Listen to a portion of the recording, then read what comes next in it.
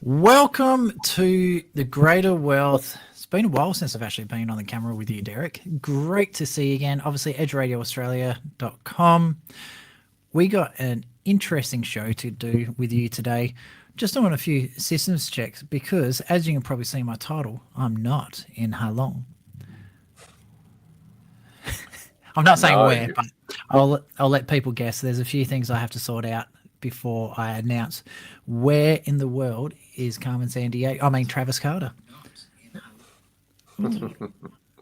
Sorry, I've just pulled up the show and it looks like neither of us are on. No, I'm there. And you're right. I think my camera is frozen, but that's all right. It'll sort itself out. This country I'm in has terrible internet, so we'll see what happens. Anyway, I can see me moving. I can see you moving. Let's just get into it. We'll have some fun. We'll have some enjoyment, and we'll get the show on the road. As they say, the show must go on. So, Derek. yes, It's been Travis. an interesting fortnight or so. Should we jump straight into the image you sent me, or you want to have a talk about it Absolutely. first? Let's have a look at this. Well, let's put it in context for a second. This is where a couple of weeks back, you may remember that Donald Trump put out this truth, as they call him, on his Truth Social platform.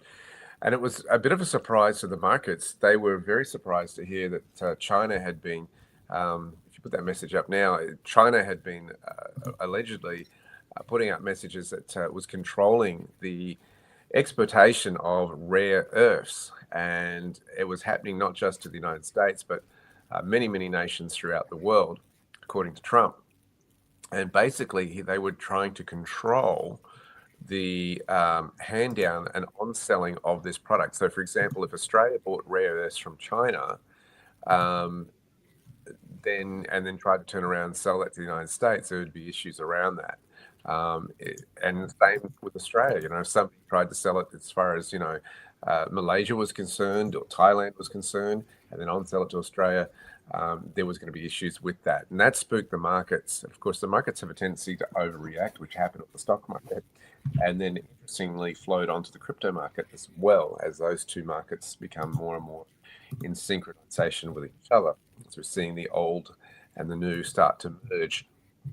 What's interesting about this is, of course, putting it in context, Prime Minister Albanese has been trying to get a meeting with Donald Trump since Donald Trump came into office back in February, and only managed to do that in the past 7 days or last week or so.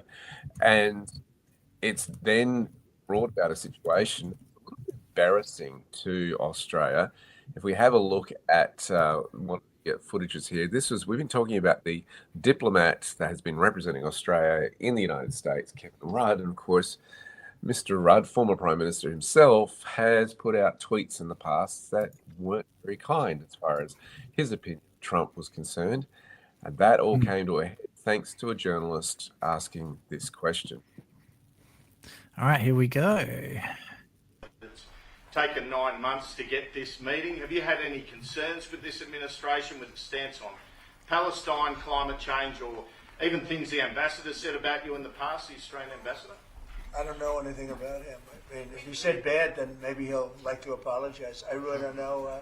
Did an ambassador say something bad about him? Don't tell me. I don't. Where is he? Is he still working for you? Yeah. You said bad? Before I took this position, Mr. President. I don't like you either. I don't, and I probably never will. Go ahead. So a lot. Can I jump in on that one, please, Derek? So a couple of things I didn't notice until I've watched it just then. When Trump said, oh, where is the ambassador? They changed the camera and you actually see Kevin Rudd putting his hand down like, yeah, I'm over here. I'm the ambassador. I'm the one that did it. And then Trump says, sorry, my alarm on my phone's going off. He's something about, did you say something bad about me? And Rudd goes into his full diplomatic spiel when Trump just talks over to him and goes, yeah, I don't like you either.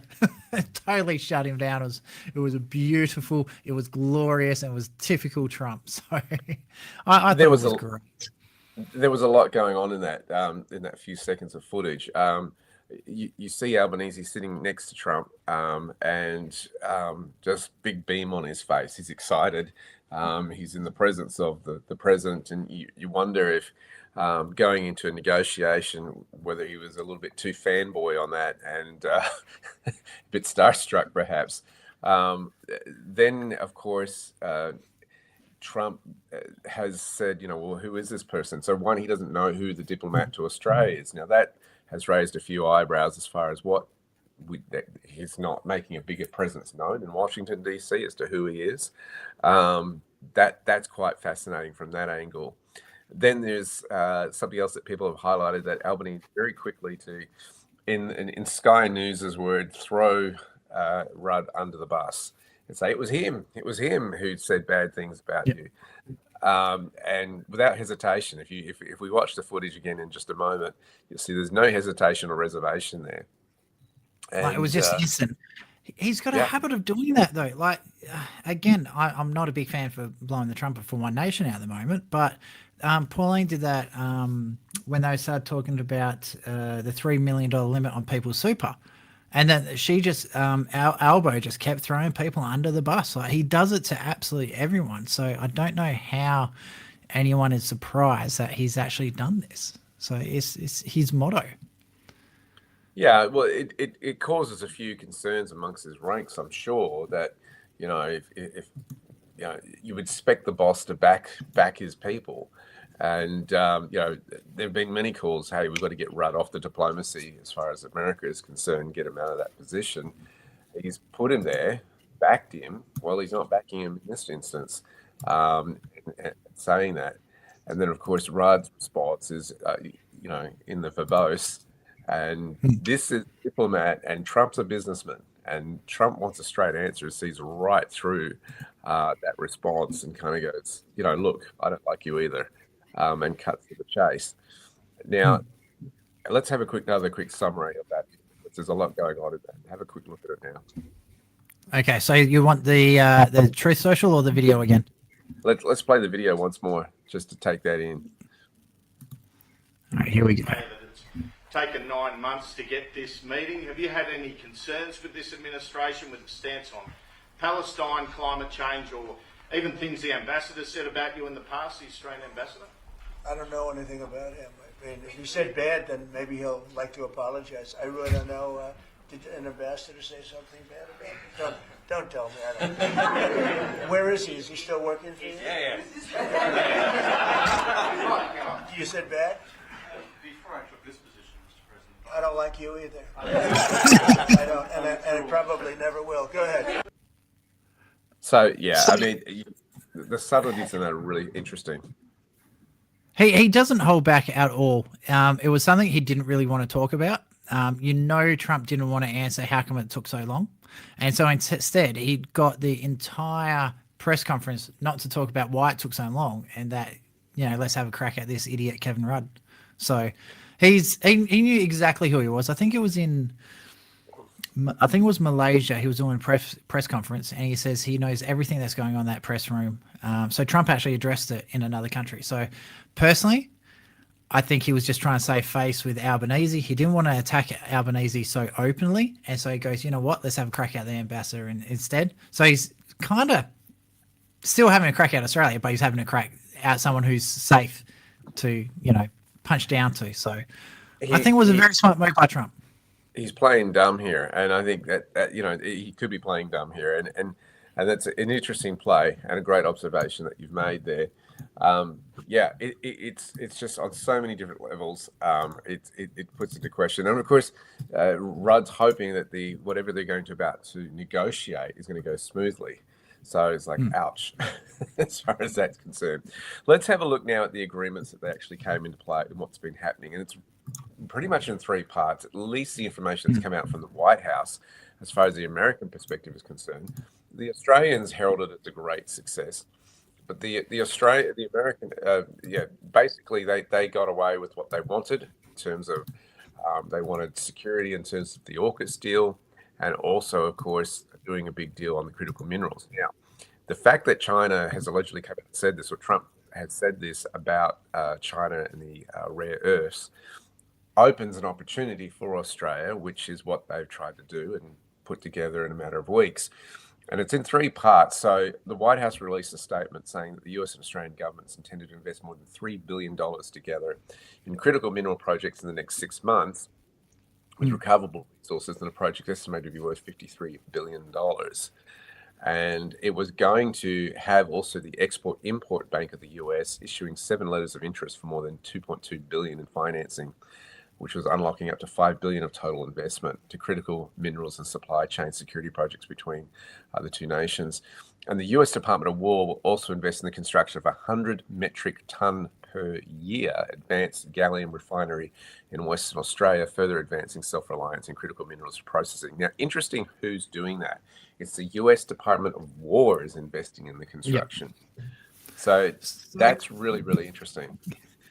Just a bit of a background on gallium. A lot of people don't know this. So obviously, gallium is actually a byproduct of the aluminium, or aluminum if you're American, process. So Alcoa is the company that's actually been, I don't want to say being granted the contract, but they're the one that's frontlining all of this. I just find it really fascinating that Alcoa fired a heap of people from the refinery a couple of years ago, but now they're picking this one up. So I wonder how long has this deal actually been in the process of being made? Personally, I think this is an amazing thing for Australia. You're reopening a factory or a refinery, so it's more jobs for Australians. You've got more industry, and it's not just, oh, hey, let's go get some raw materials and smelt it into ingots and ship it off. You're actually value adding a lot more with the gallium. So not only do you have to refine the aluminium, so the aluminium side of things is opening up again, but then you have value adding to the byproduct as well. So this is an amazing deal for Australia, and in particular Western Australia as well. So I don't think people actually really understand how good this is, like just the gallium side of things. It's also diversifying in terms of our customer base a bit more. And I think we've needed that. We've been overly reliant on China over the last few decades. And now this is for Australia, putting it back into the perspective of, you know what, we're getting other customers coming into the collective here, and putting Australia more in terms of an international body and influence here. So I think, you know, it's good from that perspective. It doesn't impinge, but it's interesting. Australia, again, it's walking a bit of a tightrope act between its alliance with the United States, but also wanting to keep the relationship with China going because it's a lucrative relationship. Doesn't matter what we do when I piss off China. And yes, Taz, I don't know why I can see me moving. Derek can't see me moving, and for some reason I'm frozen with this really super serious face. I don't know what's going on, but that's okay. You know, the show must go on. I think with China, anything that interrupts their trade network, their lines, their processes, they're going to hate the whole entire lot. You've also got to look at how much of a stranglehold China actually has on critical minerals. So there's 53 of them, 45 of them can actually be found in Australia. So this is one of the reasons why China wants so much control over Australia. This is why they pump so much money, resources, and time actually into trying to control Australia. America doesn't have access to a lot of those resources. So that's why when you have a look at all the peace deals that Trump's done, like the Congos, South Africa, the one that's just happened between Thailand and I think it's Cambodia, like there's even more peace deals going on, but you have a look at every single one of these peace deals, there's a critical mineral resource deal done with it as well. And I think especially for the Ukraine-Russia side of things, if you want America to defend you without actually putting boots on the ground, put their workers on the ground. Watch how quickly they'll defend their workers, and through them, it's sort of like a proxy defense agreement. I think Ukraine just needs to hurry up and just agree to it. I think Russia needs to hurry up and agree to it and just back off and let bygones be bygones. Just let the Ukrainians be Ukrainians and just stop this bullshit that's going on over there. Sorry about the swearing, Derek. But this is an amazing deal for Australia because we get another major trade partner. It diversifies our sales because if China turns around and says, you know what, I don't like Australia, we want to put more pressure on you, we're not going to buy your gallium, or we're not going to buy your aluminium, we're not going to buy your coal, we're in a lot of trouble with that one. So having the option to go, you know what, China, you don't want, that's fine. We're going to send it to America. And they don't have a leg to stand on. and there's probably benefits down the line as well. And this is the one that brings us to the second point, which Australia's really wanted to protect, was, of course, the defensive cooperation between the United States and Australia. Now, it's interesting, the White House, how it's worded this, and I quote, Australia committed to enhanced burden sharing and is making new defense investments that will bolster the US-Australia alliance. Now, what is the enhanced burden sharing? Does that mean that there is a possibility that Australian men and women are in the defence force be more prepared to, go to war, so to speak, in case something came up? Well, let's look at some of the specifics on this. Australia's agreed to purchase $1.2 billion in Anduril. It's an unmanned underwater vehicle, and take delivery of the first tranche of Apache helicopters and a separate $2.6 billion deal. Australia, since February, has been contributing $1 billion to the US government to expand and modernize the US submarine industrial base. Now, we've had that deal where ScoMo walked away from the deal with France and went into the AUKUS arrangement. Another $1 billion by the end of the year is due. And of course, that's the deal that they're doing with the United Kingdom as well, with the AUKUS arrangement. Now, Australia is also investing in its integrated air and missile defense capabilities. Now, that's interesting because I think Australia's kind of woke up and saying we can't just realize, be the island here. The technology has now caught up with us. And so air and missile defense capabilities, $2 billion in the US companies for its joint air battlement management system. That's interesting. You look at the other specifics. The US-Australia alliance is securing a munitions supply chain resilience under Australia's guided weapons and explosive ordnance enterprise, building on streamlined export cooperation, directly supporting more than 200 manufacturing suppliers in Texas, Florida, Arkansas, and Alabama. So there you go. There's more infrastructure going in. I mean, I still think that it's small money in terms of defense. It sounds a lot when 1.2 billion, but when you consider what other nations are spending on defense, it's it's better than it was, but it still needs to go further because I think the technology in the Australian defense force is way behind where it should be. So one thing you got to remember as well, with even though we are not a direct partner of NATO, we're an ally of NATO, and there was certain conditions we were supposed to meet. And I've just got to double check the figures. From memory, I think we only spend about 1% of our GDP on military and defense. One of the conditions for NATO was a 5% GDP spent.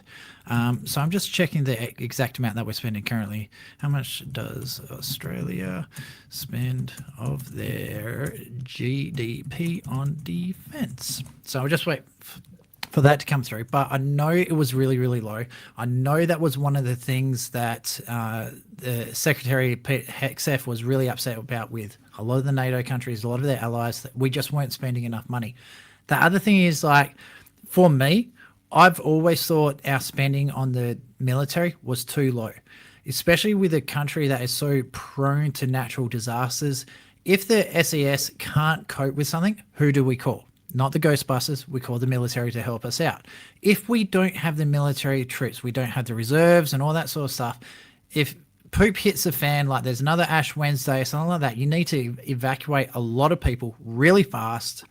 We don't have the military aircrafts, we don't have the boots on the ground, we don't have the skills to be able to defend home, like, disasters, let alone international. And we're always helping out other countries when there's tsunamis, earthquakes, typhoons. How often have we gone into Indonesia to bail them out? How often have we gone into East Timor? When there was the tsunamis in Japan, we were there to help out. Like, all these different places all through the Southeast Asia, we're always bailing out the other countries. And so I think it's high time that we actually did increase our spending on our military.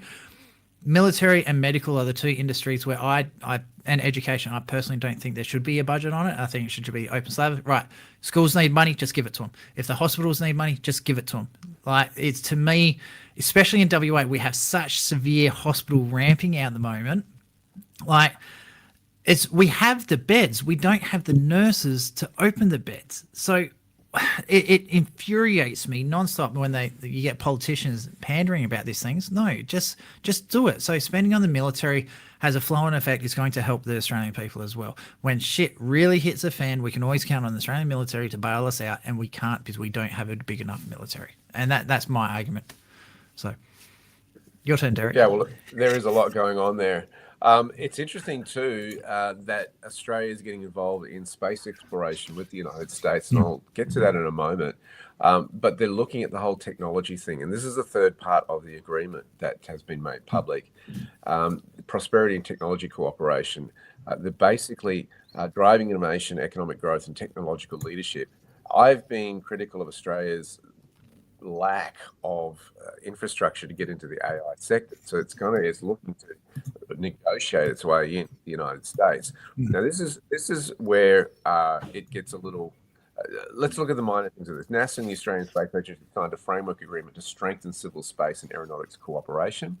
NASA's Artemis program, which will return astronauts to the moon, will be joined by technology development with a rover from Australia. So it looks like they're putting wheels on the moon, and Australia and the United States and Australia agreed to develop and launch a bilateral technology prosperity deal to establish joint initiatives to cooperate in AI, quantum, and other critical technologies. Now, there's more to this that I want to get to, which there's even more controversial point on this, but that's really interesting as far as technology is concerned. It looks like we're going to negotiate our way into that space as far as quantum and AI is concerned.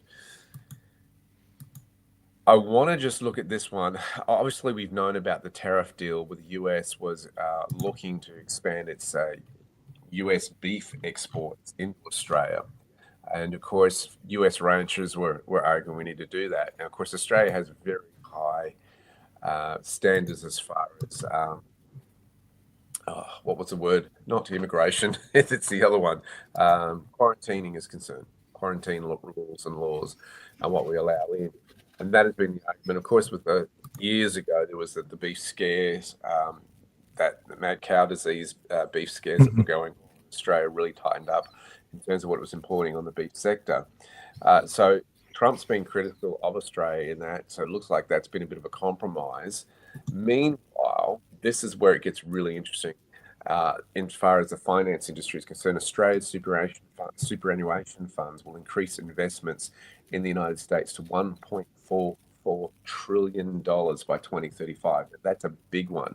So your retirement money could, by default, investing into the United States, which is an increase of $1 trillion from its current levels. Now, that's huge for American business. The unprecedented investment creates tens of thousands of new high-paying jobs for Americans. Australians are saying, why is that? What do we get out of that? Well, there's two parts to this. One, you've got to recognize the United States is the biggest market in the world as far as investment is concerned and trading is concerned, which is why it makes it so attractive for fund managers to go there, because it's more liquid than the Australian market. And Australia's kind of shot itself on the foot in the way it's done regulation, particularly like the options markets some years ago, changing the rules all the time, so much that, every time they would do so, the lawyers would have to, in these hedge funds, rewrite the books and prospectus and change it, and then they change it again. And they're like, right, the lawyers have got to go back to drafting it. It's just getting too hard when the goalposts keep changing. Yep. These funds said, look, we're out of here because, you know what? You're a small market compared to the rest of the world. It's not cost effective for us. And so you can understand that. And what happened in the options market is it just, didn't have the liquidity anymore. The money just was taken out. Now, as far as money going into the US market is concerned, some have argued in the finance sector, it's really not about that. It's about what is in the best interest of retirees or people who have these funds. What can we do there? And I think, exposure to those markets is necessary. As far as return on investment is concerned, it's only as good as the fund managers anyway. That's what you've got to bear in mind. So the more financial education you have, the more concern you need to get on some of our courses here at Blue Sky Factory, because we talk about that. We talk about self-managed superannuation funds and the advantages to that when you can control what it is that you're actually doing it. Now, it's not suitable for everyone. You've got to get proper advice. But there's a lot of people who come on board and say, listen, we want to take control of that. I remember in the crash of 2007, 2008, many people bemoaning to me in those law, accounting, financial planning firms that I have to keep working now. I can't afford to retire. So they're kicking the can down the road. So I've been doing a bit of a quick research in the background on this one. So my first thought, especially taking our super and moving it into the US market, into wherever else is invested, I don't personally. I don't think that's a problem because it just means you're diversifying like your risk. So it actually makes your superannuation safer. So I've got absolutely no fear with that whatsoever. So I thought, you know what, I want to find out how much is actually invested into China. So according to the good old Chat GPT, this is coming from the Australian Super website itself. Investments into China using our superannuation as of June 30, 2023 was 2.2 billion Australian. And that's just one super fund. Yeah. So to me, having all this money invested into one country is a bad thing because especially with China, their property market is sus, their banking industry is sus, and there's not really many things you can do in China on the investment side of things. You either build a business, build a house, Chinese stock market. That's it. So there's a lot of issues in China. I think this is a great deal for Australians because you're getting out of a country where the regulations is a little bit questionable to a country where the morals of the politicians are questionable, but you still have the regulatory factors in there. They're the largest economy in the world. You've got the volume in there. So I've been trying because obviously I do some options trading. One that I'm really loving at the moment is AT&T for month-long options and cycling through them every week. This is not personal advice. This is just what I'm doing. And so what happens is with AT&T, they've got really good dividends, but what's a comparable company in Australia? Telstra. So Telstra, again, really good dividends. Their share prices, AT&T is just under $30 US. I think they're about $28 US at the moment. Telstra they haven't hit the $5 Australian mark yet. So they're very cheap stock. They're good to get in. Great return on the dividends if you're just going to buy and hold. But you know what? I want options. I want to be able to put a contract on and say, hey, if Telstra gets to this price, I will buy it. Pay me for that contract. Next to impossible to do it. It is so hard to have a minimum contract term of a month. The volume is minuscule. The premiums for those contracts, it just what I pay in commissions to get into options with Telstra, there's no money in it. There's absolutely 0 point in me doing it. So having that additional market where I can take my options, my self-managed super fund, the shares that I have in that and invest it into America a lot easier. I just think this is going to be a win-win for Australians full stop. And on top of that, the more money you make in America, there's more money coming back into Australia. Look, I think we also need to recognize that the United States is also passing legislation very quickly into the crypto space as well. And that is a whole different industry. In fact, if it gets into tokenization, which it will, they reckon that that's going to be between $4 to $16 trillion by 2030, that whole space, just alone in tokenization of assets. BlackRock is eyeing that area off very, very quickly and wanting to get into that space. And that's where things are going. Does Australia offer those kind of opportunities right now? Absolutely not. Now, there's also the restricted superannuation. There's certain things you can and can't invest in, and some things are seen more risky than others. But I think it's going to change with the changing legislation in the US as markets move onto the blockchain more and more. The downside, I think, to this arrangement, Travis, is maybe it takes away some of the investment that would go into Australian companies now being put into the US market instead. I have to wait and see. I'm sure there's still going to be enough, but in terms of opportunity, yes, there's certainly more opportunity overseas, and it's offering a lot more liquidity in those markets than we would get here locally. So I will throw one challenge to that statement is like, yes, you are going to reduce the direct investments into Australian companies, but how many of those Australian companies are actually owned by international companies? Like, let's have a look at Optus, another telco, is actually owned by Singapore, like a Singaporean company. Alcoa has American owners. Telstra, how many of their shares are actually owned by foreign countries? So FMG has foreign share owners. I just can't. There's not many companies on the Australian stock market that don't have an international parent. Yeah, and you've got the anomaly of BHP. Most of the companies that are 100%. I was just going to say, and you've got the New York anomaly stock of market BHP. and the Australian stock market. There's definitely a delay between us. I was just going to say, and then you have the anomaly of BHP being on both the Australian and the US markets as well. So you've got those kind of factors to factor in. And of course, Australia's love affair is with BHP as far as stocks are concerned. Well, I do have BHP stocks too. So they're actually doing pretty well for me at the moment. But again, that's not personal advice. It's just what I have. But I'm trying to think, like Spudshed, it's not on the stock market. So you can't, as a shareholder, as a like self-managed super fund, you can't invest into Spudshed. You can't invest. I don't think Dick Smith's exists anymore. I'm just trying to think what other major Australian companies exist on the West stock Farmers. market. West Farmers West again. Farm. They've got foreign owners. So it is. Woolworths. So we're definitely got a delay going on here. So with West Farmers, anything that's on the Australian Stock Exchange, there's going to be foreign owners. So the revenue from that is just going to be going offshore anyway. So if the Australian superannuation fund wants to invest in the foreign stock markets, the revenue is going to be coming back into Australia. So I have absolutely zero problems with people buying on the New York Stock Exchange, on the Singapore Stock Exchange, the Chinese Stock Exchange, and bring that revenue back into Australia.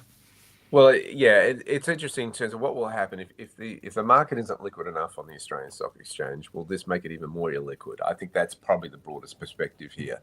But I mean, the superannuation industry in Australia is huge. They're talking trillions of dollars going at the US, and it's the money that is pretty much allocated for that, so they can forecast how much is going to be pulled out of the market as the population ages, and that's the of that space.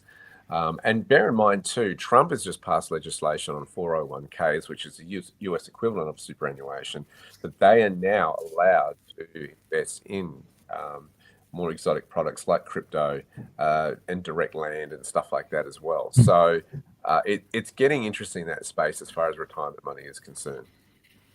So I find the American 401ks, the flexibility you actually do have with them is quite amazing. And the fact that you do have direct control, you can put it to someone else to manage your fund, but at any time you want to take it over and I want to do this with my fund, as long as it's one of the accepted things, you can do whatever you want with it. I just find the Australian super is too heavily regulated, too many fees, charges, issues and things you have to jump through to try and do anything with your money. Because remember, this is your money. It's not the government's money. It's not your boss's money. It's not another tax that your boss has to pay. Even though it works the same, it is still your money. So you should have every right. If you want to turn around and say, you know what, I want to spend this money on my family home, I think go for it. Like, that is going to set you up in the future. That's probably one of the best investments you could ever make as a young kid. And I absolutely support that your super should be allowed to be used to purchase a family home. I think it's interesting that the Labor government has been putting restrictions on superannuation of recent times, particularly for the high end. So if there's $3 million or more invested in that, then that's going to be taxed at a higher tax rate, 30% moving forward.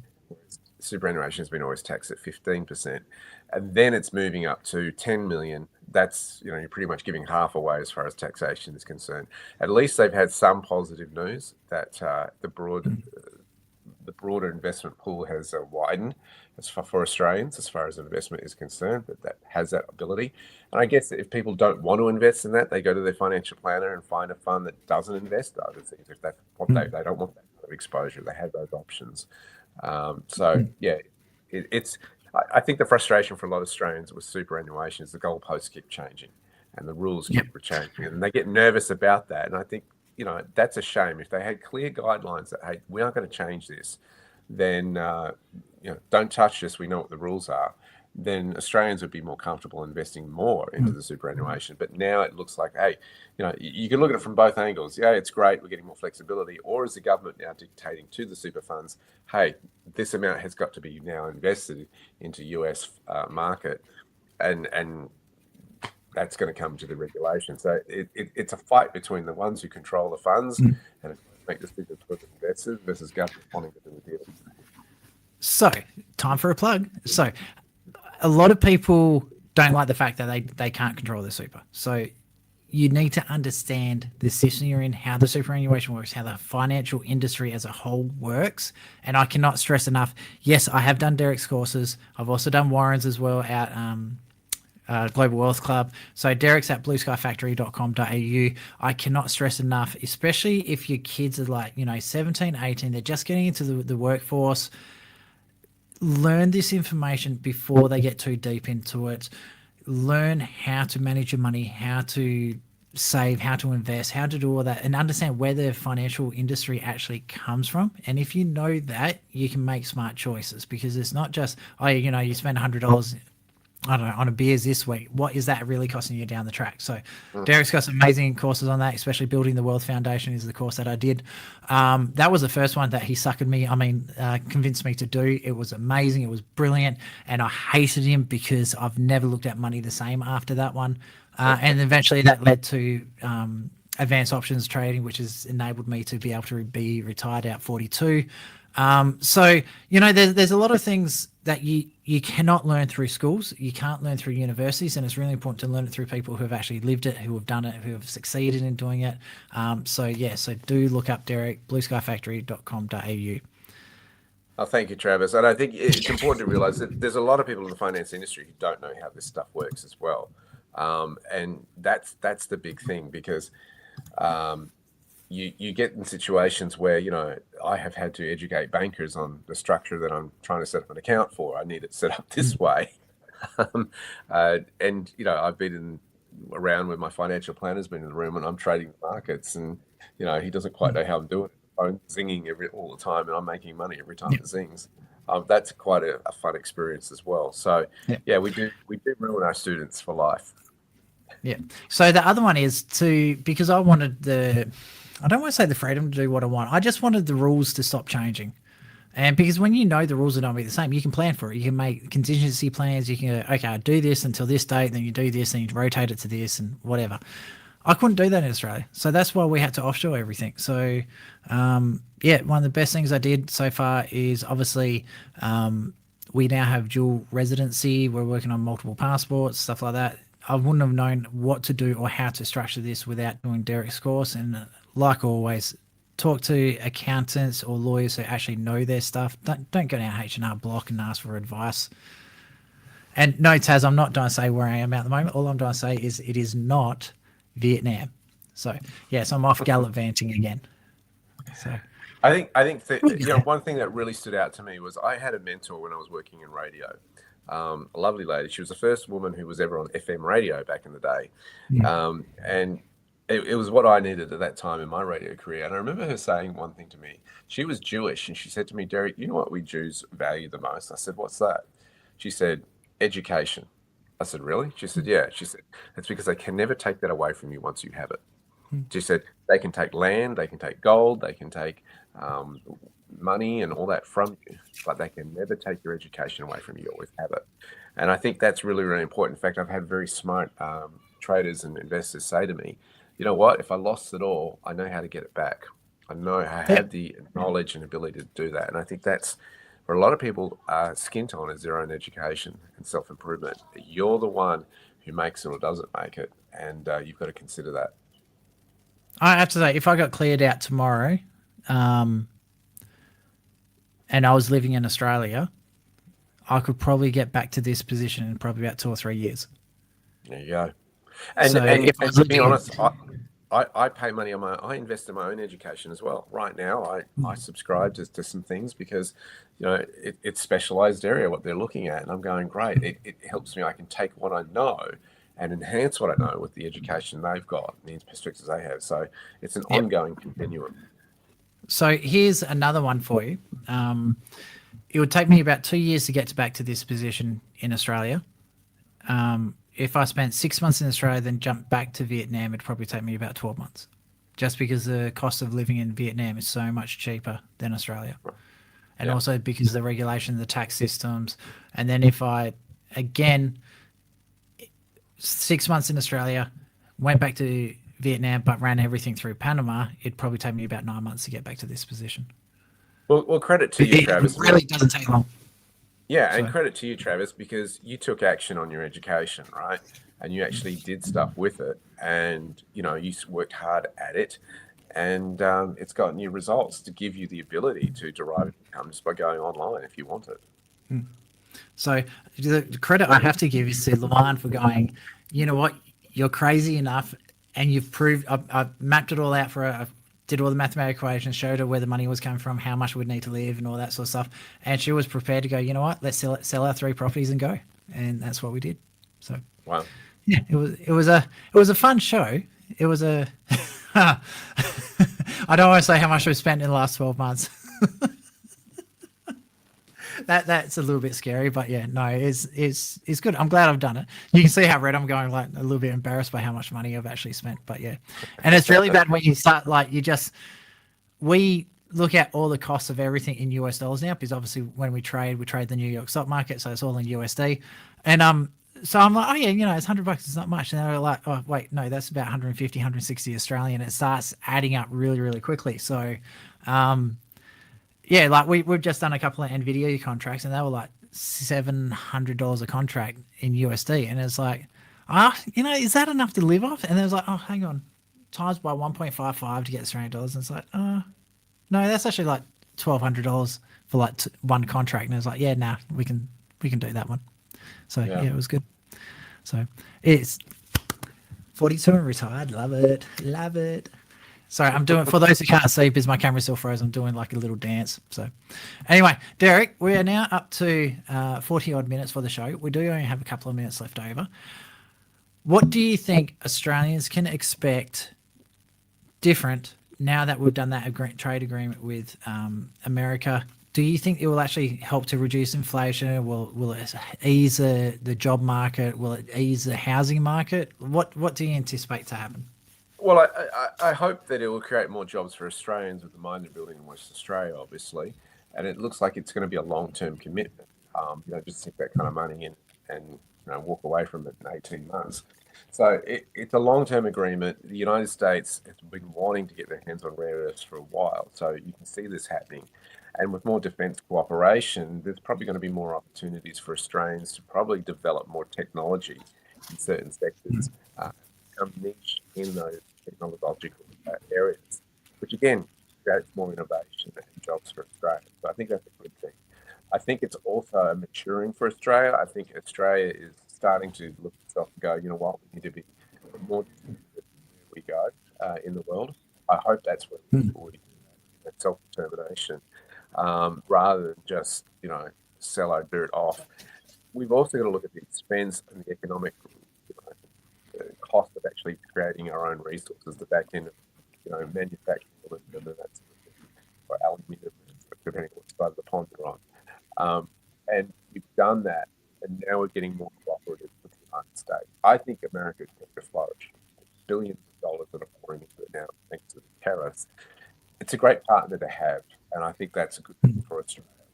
And if we do increase our defence spending as well, that creates more jobs for Australians in armed services as well.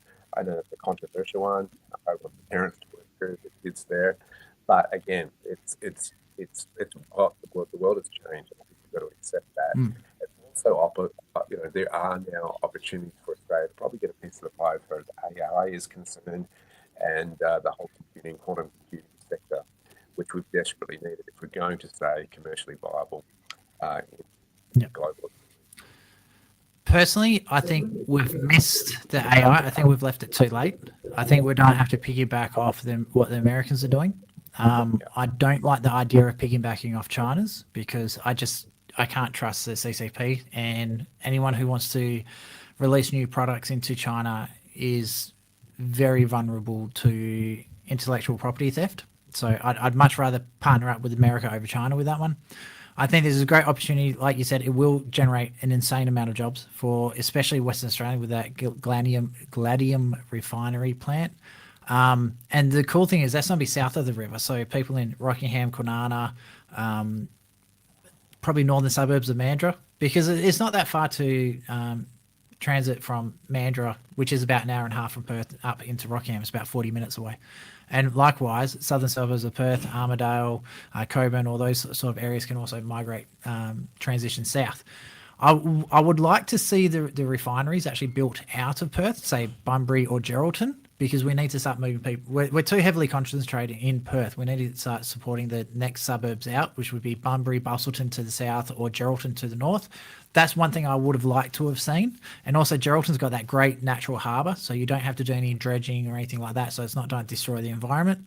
But the biggest problem I see at the moment for all of this, like, it's all great having jobs, but we already have a really low unemployment in Australia already. So you're making huge amounts of jobs in an already vacant area. So I would like to see more of an emphasis on housing. We need to get the housing costs under control.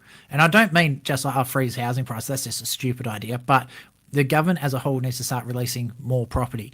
Now, if you build that galleon plant, so let's say you do build it in Bustleton, all right? Let's say you need 10,000 workers. Fantastic. Go build 10,000 houses in Bustleton.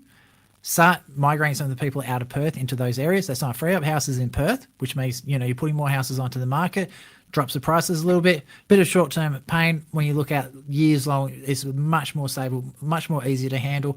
It also resolves the pressure on the infrastructure, schooling, hospitals, police resources, fire department, all of that. It just really, really helps out across the board. So that's what I'd love to see happen, is people moving out of Perth to free up some more resources. And you've got the flow-on effect as well. We've got the infrastructure around there. But yeah, that's great for the economy if more money is being poured in, our services are being bought. It's good. Yep. So anyway, again, I just want to do a bit of a shout out to Taz, who's been joining us again. It has been a long time since I've been on the show. We've had a few family issues we've had to issue. So, Taz also just said cut Airbnbs in half, more houses, tell people to stop being fussy with jobs, more jobs. At the moment, it's just the housing market. There's so many jobs available for so few people, but we can't get more people in because they've got nowhere to live already. So it's like one of those places where we really need to focus on houses. We need houses. Like I cannot stress how important houses are. So you don't have to build them in Perth. You can build them in the outer suburbs, or even like go to the next couple of suburbs across, but we need houses, and the government just doesn't want to do it. But all in all, I think this trade deal is actually, there's more positive for Australia than negative. And I think it's going to take about 5 years for it to really kick in. That's my thoughts. Yeah, you've got to build that infrastructure first, and that's what they're doing in the next 6 months. Okay, so exciting times. We're about two minutes over because of my rant and rave at the end there. But you know what? Too bad, so sad. I'm the host. Haha, get over it. So this has been The Greater Wealth with Derek Whittaker, all the way from Blue Sky Factory. Also, Travis Carter, not in Ha Long, but somewhere else. Ooh. Anyway, so tune in every Monday at 1 o'clock to watch the show on edgeradioaustralia.com. No, and if you do want to see replays, they will be up on YouTube, Facebook, blah, blah, blah. There's a local recording of this one, so my camera will be on that one. I'm still watching on the Facebook on the side of it, and I don't know, I look ultra serious on that one. But anyway, so let's wrap this one up, and we will see you next week. And also don't forget to check out Freedom Fridays, where we get all the updates from the US with Dr. Dan Worthington as well. So they'll be airing on Friday and over the weekend. So Derek, thanks for your time again, and we'll talk soon. Thanks, Travis.